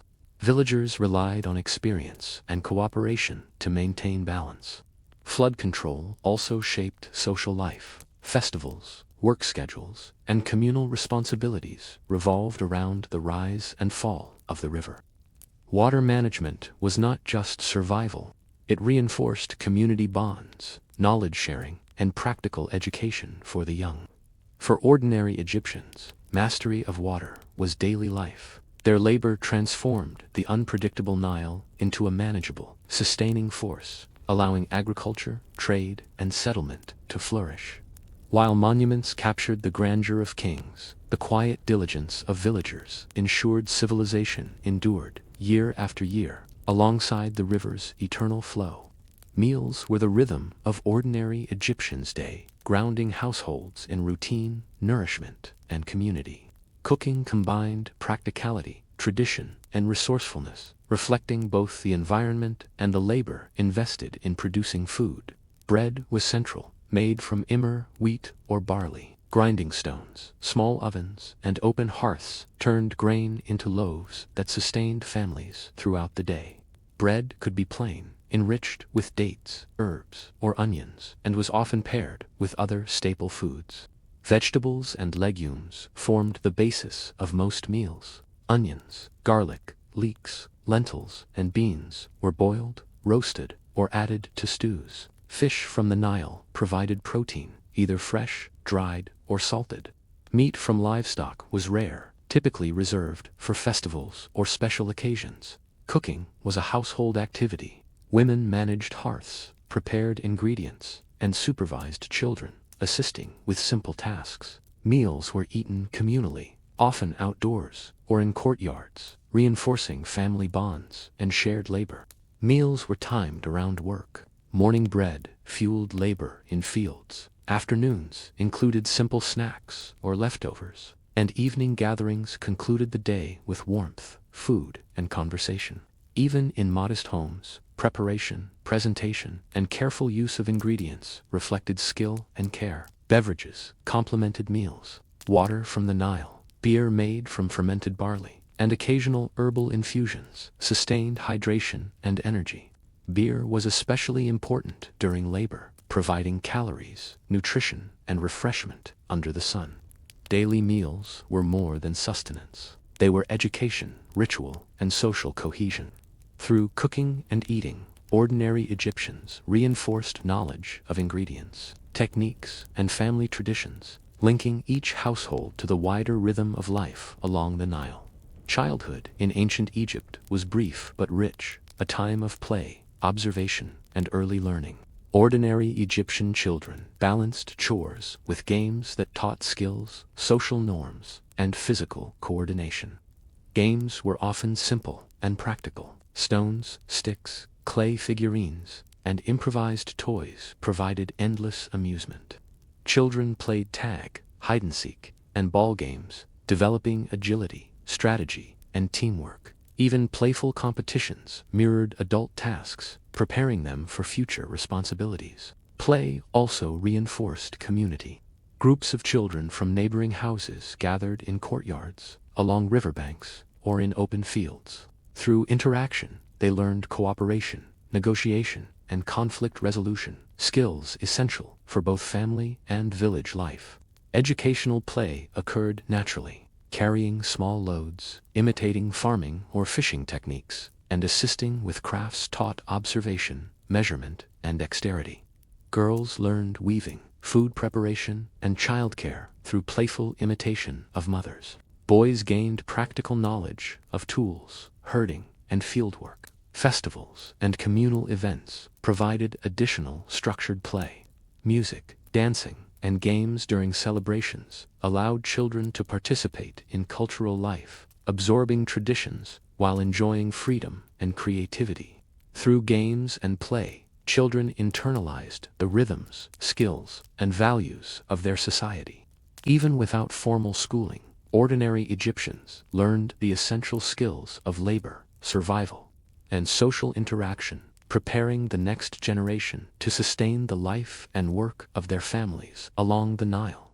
Trade in ancient Egypt was a daily necessity for ordinary people, while monumental trade networks existed for elites. Most villagers participated in localized bartering and small-scale exchange that sustained their communities.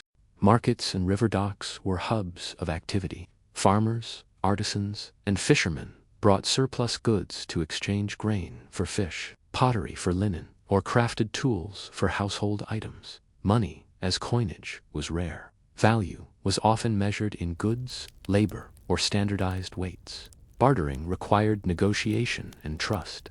Sellers displayed goods carefully. Buyers inspected, and both relied on scales, measuring rods, and communal standards to ensure fairness. Children observed these interactions, learning the fundamentals of trade, fairness, and resource management. Traveling merchants connected villages to distant regions. They carried spices, metals, and luxury items, introducing ordinary Egyptians to products they could not produce themselves. Even modest households participated, exchanging surplus goods, learning negotiation, and benefiting from broader networks. Trade was practical and social. It reinforced relationships, created alliances, and built communal knowledge of resources, value, and timing. Families learned which goods were needed, which seasons were best for sale, and how to cooperate with neighbors to maximize benefit. Through bartering and trade, ordinary Egyptians participated in the circulation of wealth, sustenance, and knowledge. The economy was embedded in daily life, linking households, villages, and the rhythm of the Nile. Long before kingdoms recorded monumental transactions or treasury logs, clothing in ancient Egypt was practical, and maintaining garments was as important as producing them. Ordinary Egyptians treated textiles as valuable resources, repairing, cleaning, and repurposing them to extend their usefulness. Linen, the primary fabric, required regular washing. Water from the Nile or wells was used to clean garments, often with sand or ash acting as scrubbing agents. Sunlight dried and bleached fabrics naturally, while careful folding and storage preserved their condition. Repair was routine. Torn skirts, frayed sandals, or worn straps were mended using needles, thread, or patches. Household members, especially women and older children, learned stitching techniques early, ensuring no fabric went to waste. Knowledge of textile repair was passed down through observation and practice, becoming an essential life skill. Textile work also included weaving and simple decoration. Families produced mats, ropes, and clothing, often adding pleats, knots, or dyed threads for utility and subtle aesthetics. Children participated, learning coordination, patience, and precision while contributing to household productivity. Even small innovations mattered. Adjusting straps, reinforcing worn areas, or combining fabrics reflected problem-solving and resourcefulness. Every repaired or repurposed item demonstrated skill, care, and awareness of environmental and material limitations. Through maintenance and textile work, ordinary Egyptians preserved both practicality and pride. Clothing became more than attire. It was a symbol of labor, skill, and household continuity, sustaining life and community quietly alongside the grandeur of temples and monuments. In ordinary Egyptian homes, children were active participants in daily life from an early age. Child rearing combined care, instruction, and integration into household responsibilities, preparing them for survival and community life. Mothers, fathers, and older siblings shared childcare duties. Feeding, bathing, and supervising younger children required constant attention. Infants were swaddled or carried, allowing parents to continue tasks while keeping the young safe. Education was practical. Children learned through observation, imitation, and gradual participation in household chores. Boys might assist with farming, fishing, or carpentry, while girls practiced weaving, food preparation, and water collection. Play often doubled as training, teaching coordination, problem-solving, and social interaction. Household responsibilities were shared across ages. Children carried water, gathered firewood, helped grind grain, or managed small animals. These tasks contributed to family survival and instilled discipline, cooperation, and a sense of contribution from early childhood. Routine, structured daily life. Morning chores, meals, work in fields or workshops, and evening care followed predictable patterns, linking each generation to the rhythm of the Nile. Children learned not only skills, but also the values of diligence, responsibility, and community. In ordinary Egyptian households, raising children was intertwined with survival, labor, and education. By participating in daily routines, the next generation internalized the skills, knowledge, and ethics necessary to maintain the household and village life, quietly ensuring the continuity of civilization alongside the enduring flow of the Nile. Communities in ancient Egypt thrived through collaboration, skill sharing, and the quiet work of local craftsmen. Ordinary Egyptians relied on carpenters, potters, weavers, and other artisans to produce the tools, containers, and everyday items that supported survival and social life. Craftsmen worked within villages or small workshops, often passing knowledge to apprentices and family members. Their work was practical, providing essential objects, baskets for storage, pottery for food and water, wooden tools for farming, and textiles for clothing and bedding. Ordinary villagers contributed directly to community projects. They repaired canals, reinforced dikes, prepared materials for artisans, or assisted in larger building tasks. Labor was organized collectively, combining expertise with physical effort to ensure both survival and functionality. Apprenticeship and observation were crucial. Children and young adults learned craft techniques, problem-solving, and resource management while assisting experienced artisans. Skills such as measuring, carving, and weaving were taught gradually, emphasizing precision, patience, and practical creativity. Community work extended beyond crafts. Villagers collaborated on irrigation, flood control, and festival preparations, blending labor with social cohesion. Ordinary Egyptians learned the value of cooperation, responsibility, and contribution, recognizing that their collective effort sustained both households and the broader village. Through local craftsmen and community engagement, ordinary Egyptians shaped their environment, preserved traditions, and strengthened social bonds. These quiet, skilled efforts formed the backbone of daily life, sustaining civilization far from the monumental works of kings and pharaohs. Even in ordinary villages, life in ancient Egypt was filled with rhythm, sound, and movement. Music and dance were not limited to temples or royal courts. They punctuated work, celebrations, and leisure for everyday people. Simple instruments, drums, flutes, harps, and rattles, accompanied daily tasks and communal gatherings. Farmers might hum or drum while tending fields, while women sang and clapped during bread making, weaving, or childcare. Music provided coordination, energy, and a sense of shared rhythm in labor. Dance was both recreational and ritual. Villagers moved to music during festivals, religious ceremonies, or informal gatherings. Children learned steps through imitation, combining play with physical skill and social learning. Dance reinforced community bonds, joy, and cultural continuity. Games, storytelling, and competitions also formed part of daily entertainment. Children and adults played board games like Senat, told tales of gods, ancestors, and heroic deeds, and engaged in friendly contests that taught strategy, cooperation, and social rules. Evening gatherings often included music and communal song. Voices rose softly across courtyards and riverbanks, blending with the sounds of the Nile and the night. These moments offered respite, pleasure, and connection, marking the rhythms of ordinary life alongside work and survival.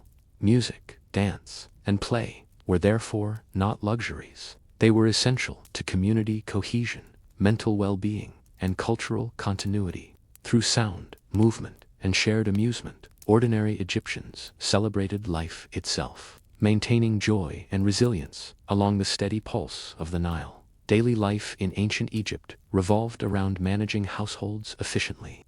Ordinary Egyptians organized labor to balance work, survival, and care, ensuring that each family functioned smoothly from sunrise to sunset. Women often managed domestic responsibilities, cooking, cleaning, weaving, and childcare. They coordinated chores to match the day's rhythm, passing tasks to children and older siblings who learned practical skills through participation.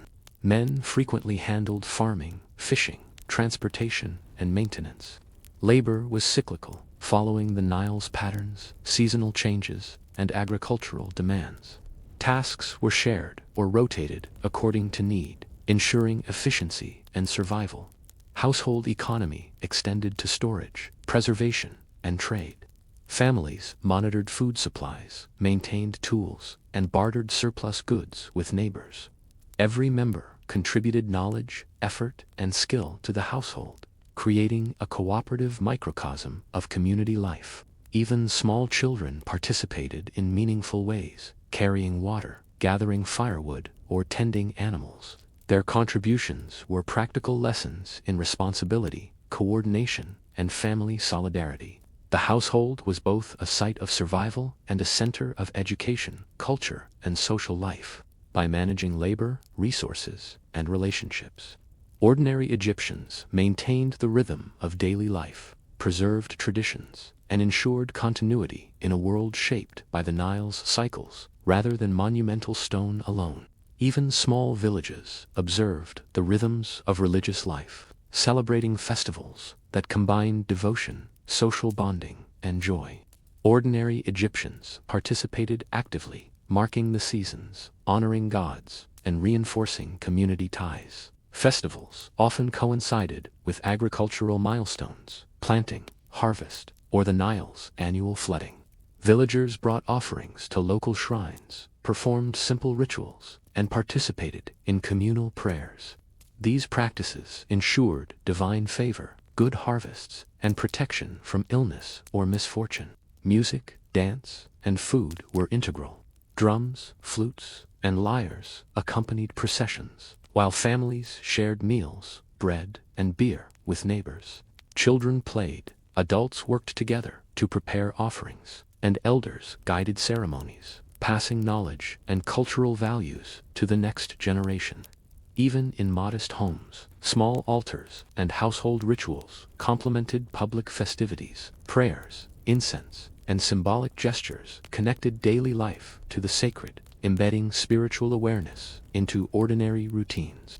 Local festivals reinforced social cohesion. They provided relief from labor, strengthened neighborly relationships, and created shared memories. Participation was hands-on, blending work, celebration, and devotion seamlessly. For ordinary Egyptians, festivals were not distant or abstract. They were lived experiences that intertwined labor, faith, and community.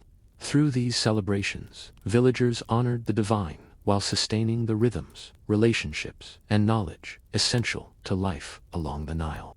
Death was a constant presence in ancient Egyptian life, and ordinary people honored it with care, ritual, and remembrance, while grand tombs belonged to pharaohs and elites.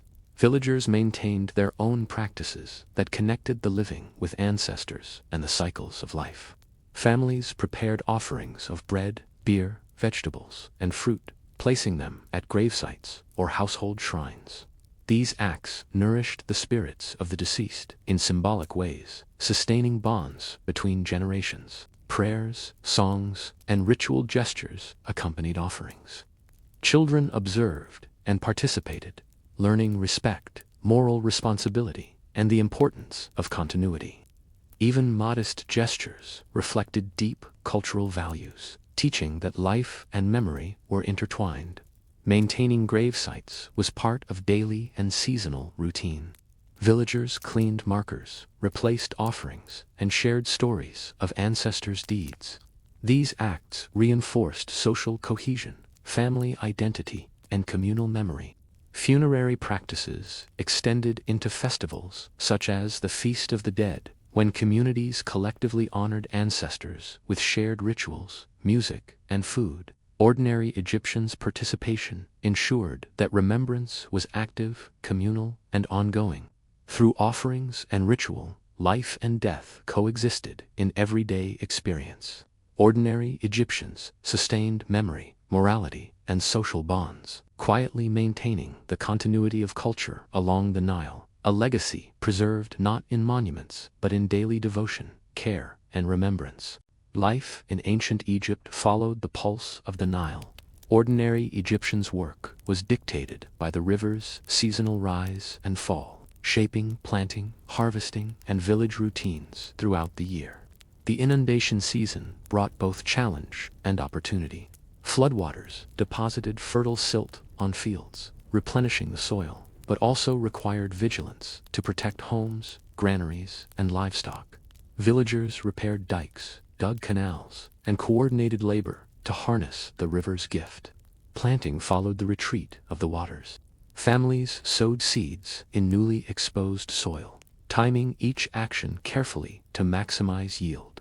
Children and adults worked side by side, distributing tasks, watering crops, and maintaining tools. Knowledge of soil, timing, and weather was essential, accumulated through generations of observation. As crops grew, daily labor focused on maintenance, weeding, irrigation, and protecting plants from pests. Villagers remained attentive, understanding that success depended on steady effort, cooperation, and adaptation to nature's unpredictability. Harvest season was both work and celebration. Grain, vegetables, and flax were collected, stored, and prepared for trade, festivals, and household use. Festivals marked the culmination of labor, blending joy, gratitude, and social cohesion. Through the cycles of flooding, planting, and harvest, ordinary Egyptians lived intimately with the river and the land. Work was rhythm, survival, and culture intertwined, shaping communities and defining daily life long before monuments immortalized kings. The Nile provided food, work, and trade for ordinary Egyptians, making fishing both a practical necessity and a key part of the local economy. Villagers relied on the river's resources to feed families, barter for goods, and support community life. Fishing methods were diverse. Nets, baskets, spears, and lines were used depending on location, season, and fish species. Nets could be cast from boats or along shallow banks, while spears allowed precision in narrower channels. Children often assisted by tending traps or carrying small catches. Boats enabled wider access. Simple reed or wooden vessels allowed fishers to navigate deeper waters, transport catch, and trade with neighboring villages. Boatmaking, maintenance, and paddling were essential skills passed from elders to the young. Catch was integrated into household and village life. Fish were eaten fresh, dried, or salted for later use. Surplus fish could be exchanged at local markets for grain, vegetables, or crafted goods, linking labor directly to the household economy. Fishing also reinforced seasonal awareness. Fish migration, water levels, and flood cycles dictated timing and location, teaching villagers to observe nature closely. Success required experience, cooperation, and careful planning. Through fishing, ordinary Egyptians sustained their families, contributed to trade networks, and maintained a rhythm of life inseparable from the river. The Nile's waters were more than a resource. They were the pulse of survival, work, and community for those who lived far from monumental temples and royal tombs. Education in ancient Egyptian villages was practical, hands-on, and deeply integrated into daily life. Ordinary Egyptians learned essential skills not in formal classrooms, but through observation, imitation, and participation in household and communal activities. Children absorbed knowledge by helping adults. They carried water, ground grain, tended animals, or assisted in weaving and carpentry. Through these tasks, they developed dexterity, problem-solving, and an understanding of resource management. Apprenticeships provided specialized skill transmission. Young villagers learned pottery, tool-making, boat construction, and textile work under the guidance of experienced artisans. Instruction was gradual, emphasizing repetition, observation, and mastery before independent work. Storytelling and oral tradition reinforced education. Elders shared practical knowledge, moral lessons, and cultural history, connecting children to community values, family lineage, and the rhythms of life along the Nile. Education extended beyond labor. Social norms, cooperation, negotiation, and responsibility were learned through daily interaction, games, and participation in festivals. Every action became an opportunity to observe, practice, and internalize essential life skills. Through village education, ordinary Egyptians ensured the continuity of skills, culture, and survival knowledge. Learning was woven into every aspect of life, preparing the next generation to maintain households, contribute to communal work, and thrive within the enduring rhythm of the Nile. Ordinary Egyptians lived under informal, practical governance. Villages were organized around cooperation, shared labor, and the guidance of respected elders who coordinated work, resources, and conflict resolution. Elders served as advisors, mediators, and decision-makers. They drew on experience, knowledge of the land, and social authority to guide communal projects like irrigation, construction, and festival preparation. Their decisions ensured survival, fairness, and order. Community meetings were held when important choices arose. Villagers discussed water distribution, labor rotation, and trade arrangements. Consensus and cooperation were valued, and individuals contributed insights based on skill, experience, and observation. Rules were practical, rooted in necessity rather than formal law. Disputes over land, water, or labor were resolved through dialogue, compromise, and shared understanding. The aim was harmony and continued survival, not punishment or hierarchy. Leadership extended to emergencies. Floods, pest outbreaks, or food shortages required coordination, timely decisions, and collective effort. Elders directed responses, organized work crews, and ensured resources were distributed efficiently. In these small, self-regulating communities, governance was integrated into daily life. Ordinary Egyptians participated actively, learning responsibility, negotiation, and social cohesion. Authority was practical, knowledge-based, and community-centered, a quiet but essential framework supporting life along the Nile. Ancient Egypt is often imagined through monuments, pharaohs, and grand temples. Yet for the vast majority, life was measured not in stone or gold, but in the quiet, persistent rhythms of daily existence. Ordinary Egyptians shaped civilization with hands, skill, and endurance, sustaining households, villages, and the lifeblood of the Nile. From dawn to dusk, work and routine defined each day. Farmers tended fields, fishers navigated the river, artisans crafted tools, and children learned by observing and helping. Meals, music, and festivals punctuated labor, connecting households to community, culture, and the environment. Survival depended on cooperation, skill, and awareness. Grain stores, irrigation, and water management determined health and food security. Crafts, repairs, and maintenance ensured that every household functioned efficiently. Education was practical, rooted in observation, and apprenticeship. Despite modest means, ordinary Egyptians experienced joy, culture, and connection. Music, dance, storytelling, and play brought moments of respite and celebration. Festivals reinforced faith, memory, and social cohesion. Even the smallest offerings and rituals sustained moral, spiritual, and familial continuity. Ultimately, the story of ancient Egypt is not only one of pharaohs and pyramids. It is the story of people waking at dawn, shaping their environment, preserving knowledge, honoring ancestors, and building a life that endured alongside the steady pulse of the Nile. Their legacy is not carved in stone, but lived in routine, resilience, and the quiet dignity of ordinary days.